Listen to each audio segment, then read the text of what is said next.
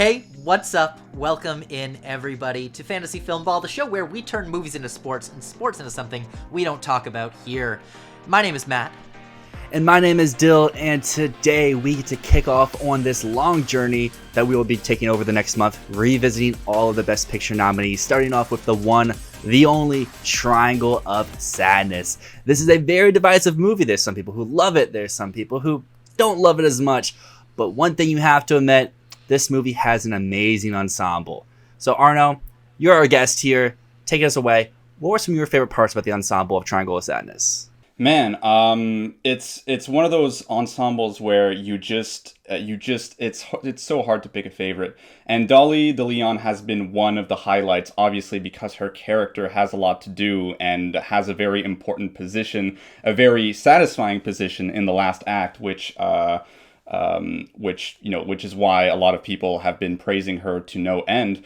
But you know what? I'm going to go with if I have to pick just one person, I'm gonna go with the lead of the film, Harris Dickinson, who Nice. I think balances his role incredibly well. He is, and I think honestly his performance is very underrated because he's not the showiest, he's not the funny Russian guy, he's not the drunk captain, he's not the emancipated Filipino toilet lady, but he is a man who is completely out of space, out of time, out of a little bit dislocated from where society is at the moment, and he has trouble finding his place. This is a very Oslundian character in that he is not comfortable in the position he is in. He is in a society that claims he is in a patriarchal society that claims to be post-patriarchal, and he is in a place that essentially where he doesn't assume his inferiority in a way, and when tables start to flip around, he never knows whether to take on the role of the man or the role of the woman from a patriarchal point of view. And that balance, the way he plays that, the way he plays his frustration, the way he plays, the whole Bill scene is a perfect kind of encapsulation of that. But the way that plays out throughout the rest of the film is absolutely brilliant. Yeah, in the third act, when he finds a bottle of perfume and finds essentially a way to be desirable in this matriarchy, he finds himself in the same position that he was criticizing his partner Yaya to be in at the beginning of the film, but he completely assumes it, and the way he plays that is absolutely brilliant. All right, Matt, what about you? Who's your favorite in this just brilliant ensemble? Well, I have so many that I could mention. I could talk about Woody Harrelson, who shows up just for a little bit. The thing that I noticed this time, which I thought was hilarious about Woody Harrelson, is you can tell that they only had him for like less than a week because he's only in a couple of scenes, and then a few other scenes he's behind a closed door, which works for his character, but it also works for the movie's budget, which I just was clocking that the whole time, that I'm like, he's not in this for budgetary reasons. They couldn't afford to keep him for the island. They couldn't afford to keep him for all these other scenes. So, that's... but I think he does a great job with his limited screen time. But because, Dylan, I know that you're not going to mention the obvious standout, Dolly DeLeon, who is so incredible in this film. She delivers things with so much power. Her scenes are obvious standouts. There's a reason why people have been talking about her the entire year long. She comes in the third act and just captivates you with her power and the way that she wields that power as someone who goes from the bottom of the triangle all the way to the top. This is a film about looking at societal expectations and then flipping them on their head. What would happen if suddenly the working class were the ruling class? What would happen if a patriarchy became a matriarchy overnight? Would those people who have been oppressed, would those people become more kind than their oppressors? Or would they just take the place of the oppressors? And Dolly DeLeon, in her performance, she does a great job of showing that the oppressed would very, very quickly become the oppressors if given the chance. So ultimately, that is why I think that she is so amazing in this film. I know that I talked a little bit down on her in the past on this channel, Not because I don't like her performance. I think she is fantastic in this film, but mostly because I was doubting whether the Oscars would go for a performance like this. But I think that she is incredible here. But Dylan, I know you're going to talk about Charles B. Dean and Zlatko Buric. What is it about those two for you? I mean, y'all both pick fantastic performances. Dolly's great. Dickinson's amazing. But you hit the nail on the head right there, Matt. Award season is unfair. It's unjust. Best Actress is so deep this year. But if I could just throw someone else up there that wasn't like a realistic movie, Charlie Dean and Triangle of Sadness, just she does so much with this character. Kind of for the same reasons Arno mentioned about Harris Dickinson as Carl, she gets to do as Yaya, just the reverse way, where she is this character in the first act where she's like kind of owning it, but then when it's happening to not her benefit in the third act, you get to see that dynamic, and it's obviously written on the page, but she just elevates it to another level through a lot of nonverbals, which for me is some of my favorite parts about acting. It's like, yeah, someone can be loud, someone can be commanding in your face, but when people can show it with their face, with their body language, that just reads so much to me. But I will also take the low-hanging fruit that Arno mentioned before.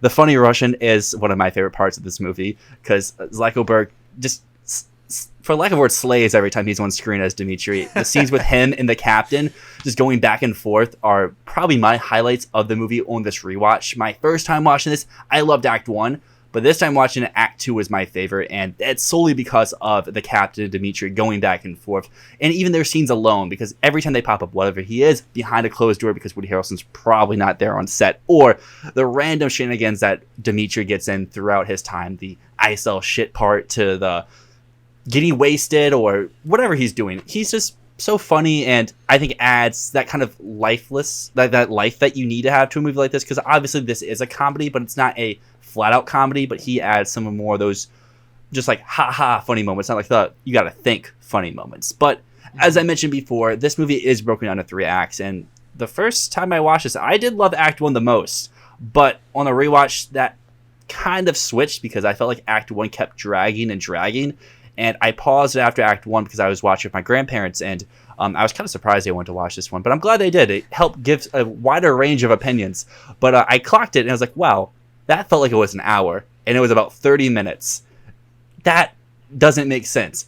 Regardless, though, I want to hear about what y'all thought about Act 1, because like I mentioned before, the first time I watched it, I just loved the commentary on the fashion scene, because fashion is something I'm very much into. That opening, I guess you can call it cold open, just it works so hard for me, and then it just keeps dragging and dragging. I do like the commentary, but it's not very well paced, in my opinion. You kind of can feel the runtime in that moment. But I'm going to send it over to Matt here to first talk about Act 1. Personally, I think that this is one of the funniest movies of the entire year, and like I cackle with laughter the entire time, and that starts in Act 1. That first scene when we get right into the fashion industry with how superficial it is, where they're like, you know, he comes into the audition room and all they have to do is look at him, and then they're like, can you walk for us? No, you're walking wrong. You need to think of a song. And that's the modern way of walking, is you need to think of a song. And he just walks the exact same way, and they're like, perfect, thank you. And even down to the fashion show that Yaya is walking in that has the absurd social message on the back, kindness masquerading as, I can't even remember exactly what it says, but it was just the most ridiculous. Everyone's equal. Yeah, everyone is equal. Everyone is equal, and it's clear that not everyone is equal. No one in this room actually believes that. They're all just pretending that they believe that. But ultimately, the thing I feel about Act 1, it's very clear Ruben Östlund, he's not caring about structure. If he were, this movie would not be formatted the way it is.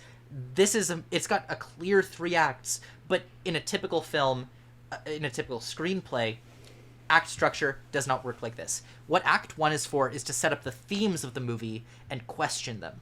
It sets up the things to then knock them down later. This isn't about story, this isn't about character, it's about themes. And the argument between Yaya and Carl in the first act is really the key to the whole movie.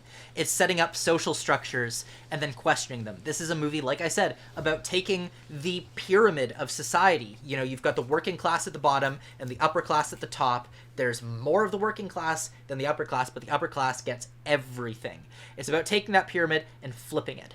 And just the same way that we flip that pyramid in terms of social structure, we also flip it in terms of gender, in terms of patriarchy.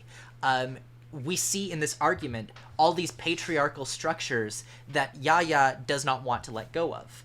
The argument about who pays for dinner. Well, Yaya, you make more money, but no, this is a thing that just the man should pay. It doesn't matter that Yaya makes more. This is just what should happen, because this is what should happen. She doesn't want to let go of the patriarchal systems that do benefit her, and so in the end, she ends up getting bit by the same patriarchal systems that she wanted to uphold in the first place. To follow that up, though, I agree with a lot of what you said. A lot of what you said there is what I felt the first time watching it. I guess just for me, knowing what's coming after, it could have been condensed a little bit. It felt like, hey, I got the message. I don't need to hear it 4 or 5 times in a row. I do love that argument scene, though, but I think the argument from going to the table, to the car, to the elevator, to the room, they kind of circle back to the same point again. I see Arnold getting mad, so I'm going to hand it over to him to now berate me here to tell me why Act 1 is amazing. Okay, well, first thing I want to mention is, can we just acknowledge that that Ruben Östlund is a fan of Sacha Baron Cohen's Bruno, and he gave us that parody character in the very first scene, and I just got to respect him for that, because that is an underrated masterpiece. And then second of all, okay, so one of the criticisms I've heard about this film is that the third act is too long, it's too boring. A lot of people say the last third of the film, when they're on the island, is too long. And then, the last third of the film on the island is not the last third, it's the last half. So no wonder some people were saying that the third felt long. It's because it's a half. And as Matt was talking about how these social structures are flipped around, when you think about it, the first act, which is the shortest, it's the one that has the less of a sense of place as the others, is the only act where we don't see any of the social workers or the working class. The yacht is where we see both of those a little bit, even if they don't mingle. And the last act is where we see the working class take over, and quote-unquote poverty is all over the place. It's literally the shape of a triangle. It's the shortest part is first, the second shortest is in the middle, and the longest is at the bottom. I didn't even think of that, but that's how Östlund structures his film here. But to talk about the 3-act structure a little bit more, here's one thing. I know that this film has been said, it's a satire on class dynamics and all that. It absolutely is, and it definitely is. The film has, even if it makes fun of Marxism, does feel very Marxist in the way it says that even if you switch the roles, as long as that power structure is there, there will still be problems. But what I want to mention is that Ruben Östlund is a director that is focused on situations and spaces and matter.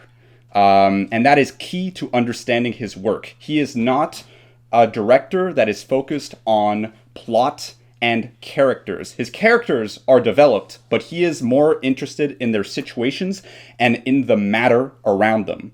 And by the matter, I mean the elements, the world, the space. And why is that important? Because even if you don't directly see it in the film, you will understand that when they're in the restaurant and when they get back home in their taxi in the beginning of the film, they are avoiding rain.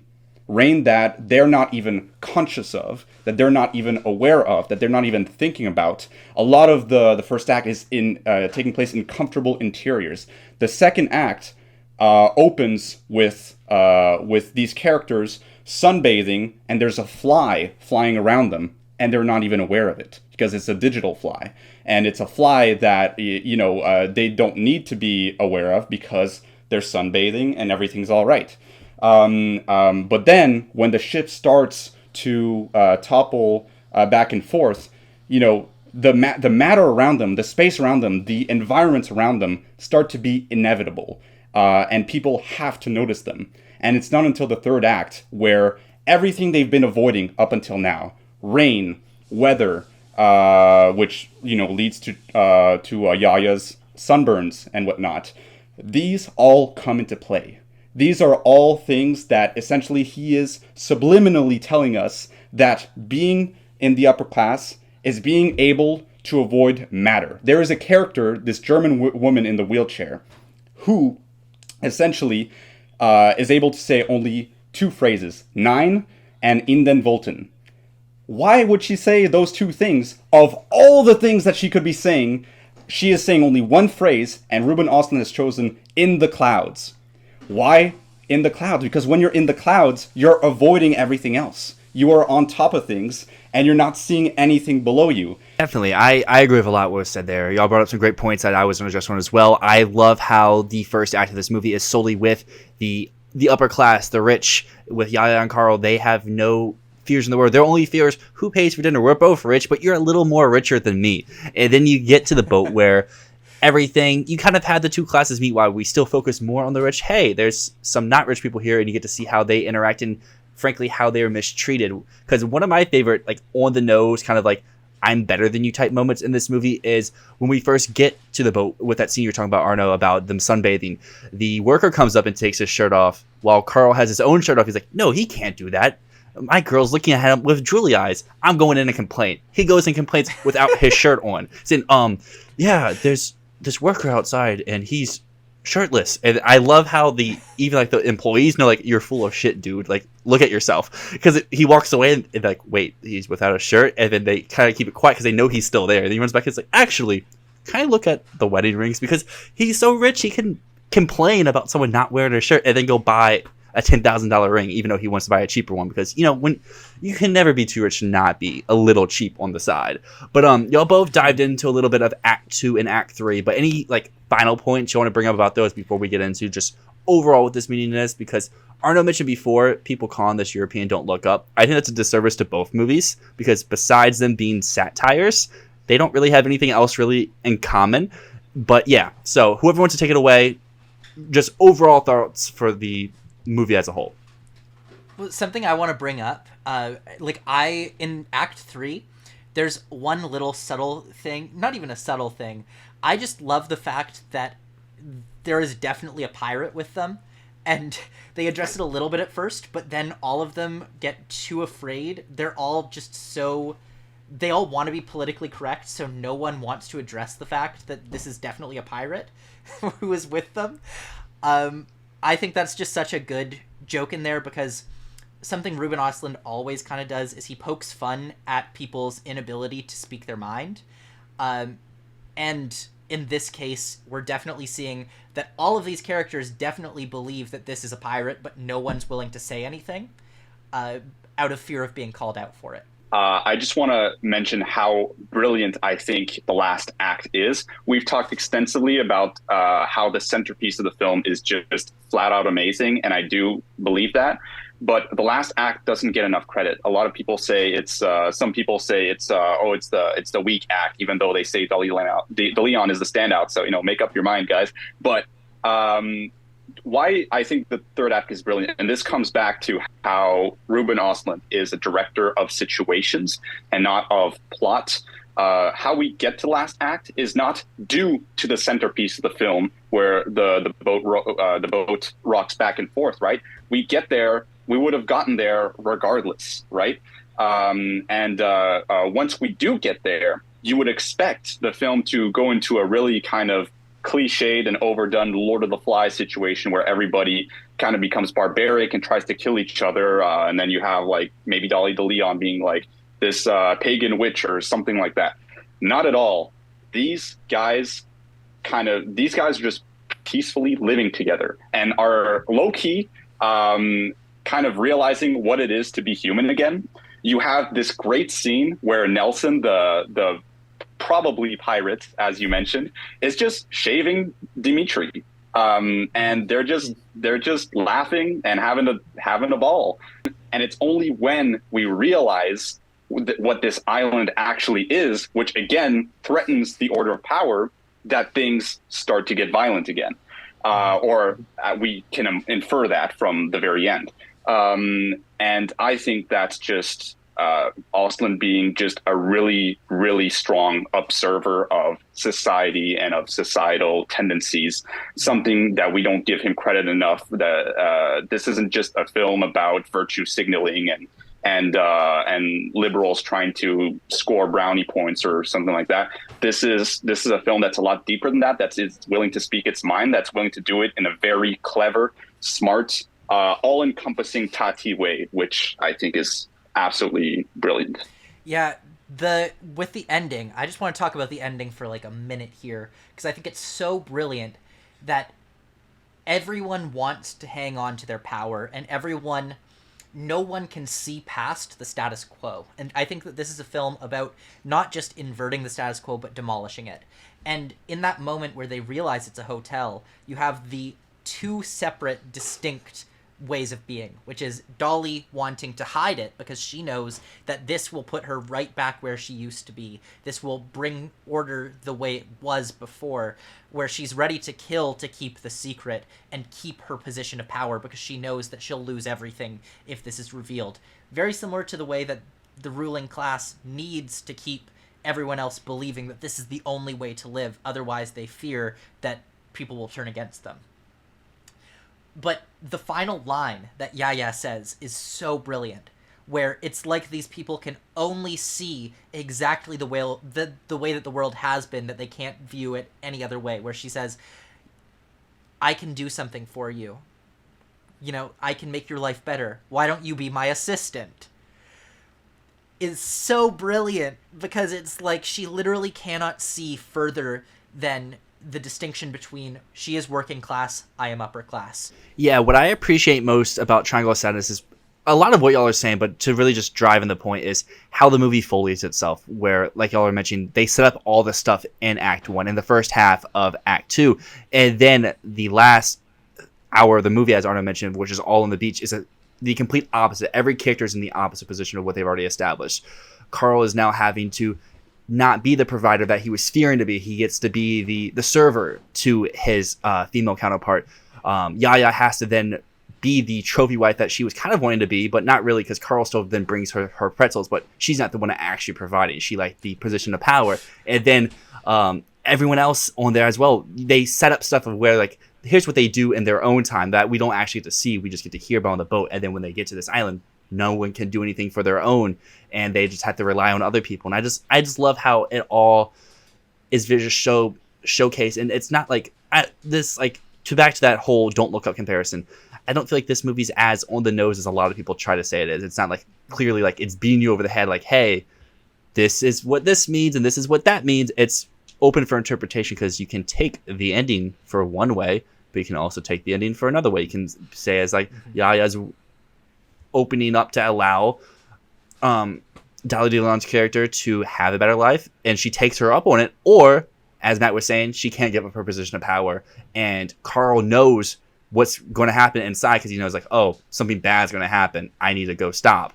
And that's where he's running. So you don't know if he makes it there in time or not. I don't know. I really like this movie, and I know the lowest here, but for me, a 7 out of 10 is still a good rating. It's just not to the 9s and 10s that y'all are at. But getting into our final topic for Triangle of Sadness, because this is an Oscar show after all, this did get 3 nominations: Picture, Director, Original Screenplay. What are its chances to win in these categories? Well, I think we can obviously all agree, realistically, there are no chances. Unfortunately, as much as Arno and I love this film, as much as this would be top 3 for both of us, it just doesn't really have a chance at winning. So let's just humor it and imagine a scenario where this was going to win Best Picture. If this came from behind like Coda last year, how would it do it? And I think that the answer there would be it would have to take screenplay. I don't think director would be in the cards for it, but screenplay, certainly. It would have also had to take something at BAFTA. It would have to take supporting actress and screenplay at BAFTA, and probably director. Is it nominated for director at BAFTA? It's not, right? No, it's not. So it would have to take screenplay and supporting actress at BAFTA. In an ideal world, it would also take picture, which it's not nominated for. but it would need that BAFTA overperformance, and then I could see a path for it to Best Picture. Now, that path is a lot less because Dolly DeLeon is not nominated here, but if Dolly was, then there'd be a very real shot of Dolly becoming an underdog frontrunner, and then eventually bringing the film along with her, the way that Troy Kotsur did last year. I agree. I think if this film is missing anything, it is Dolly DeLeon, and it did get casting at BAFTA, but it needed a SAG nomination as well. It needed a SAG Ensemble nomination. I don't even think DeLeon needed to be nominated in supporting actress at SAG, but it needed an ensemble nomination because that is the strength of the film. The same way that it's hard to pull out one performance from Woman Talking, it's hard to pull out one performance from Triangle of Sadness. This is really one of the key strengths of the film. I slightly disagree. I get why you're saying that it needs to win screenplay because it has that at BAFTA, whereas BAFTA, it doesn't have a director nomination. I feel like, especially with McDonough in the running, I feel like the path would be for, and especially with this kind of film, I mean, it has a very strong screenplay, don't get me wrong, but this is a director movie. The same way that I would argue Everything Everywhere All at Once is more of a director movie than a screenplay movie. And that Banshees of Inisherin, for example, is more of a screenplay movie than a director movie. The way Quentin Tarantino films are more as well directed as they are, they're more screenplay than direct in like people's eyes, right? So I think it would need to win director. But this is all kind of very hypothetical because this is not right now. If the Leon was nominated and if this had SAG, would have like a 0.1% chance of having a coda comeback. Right now, it doesn't even have that. So it's just this isn't winning any Oscars, even though I would love for it to win one. But Dylan, what do you think? Well, realistically, as the rest of y'all said, this is a 0% shot. But I think if this were to win picture, it would have to sweep. It would have to take all three. I think just because of, as you and I have mentioned before about the Banshees versus Everything Everywhere, just because you win screenplay doesn't mean you win it overall. It could win screenplay here. Everything Everywhere still gets director, actor, supporting actor. Banshees could get it could get actor, supporting actress. There, it's a pretty even race between those three in this hypothetical situation. So, to me, it would have to take all three to sweep. And I could be incorrect with this, but SAG, I know, has some weird rules, and you have to have your own title card. And Dolly DeLeon does not have her own title card for Triangle of Sadness, so she would not be in a SAG Ensemble nomination, which could be one of the reasons why the movie did not show up there. I think on a base level, it would be the two leads and Woody Harrelson, and that would be your SAG possible ensemble nomination for Triangle of Sadness, which probably is why the movie did not show up, or was not really even in the conversation. Well, this has been a really good discussion because I think Arno and I, we've kind of shared why we think this movie's so brilliant. And I hope we've maybe swayed some people a little bit out there because I know so many people say, oh, it's so on the nose, it's so overdone, it's so obvious. But really, I think that this film is only obvious if you literally think the satire ends at rich people bad, because I keep seeing people online kind of just distill this film down to, oh, it's a rich people bad film. That's not what it is. This is an everyone bad film. See, everybody is equal in badness. Yes, everyone's equal, and we all suck. And that's the name of the game in Triangle of Sadness. But yeah, thank you for tuning into this edition of Fantasy Filmball. Let us know what you think about Triangle of Sadness down below. Did you like it? Did you love it? Were you not as high on it? Who was your favorite on the ensemble? Because each of us gave a different performance. But until next time, my name is Dyl. My name is Matt, and that is Arno, and this is Fantasy Filmball.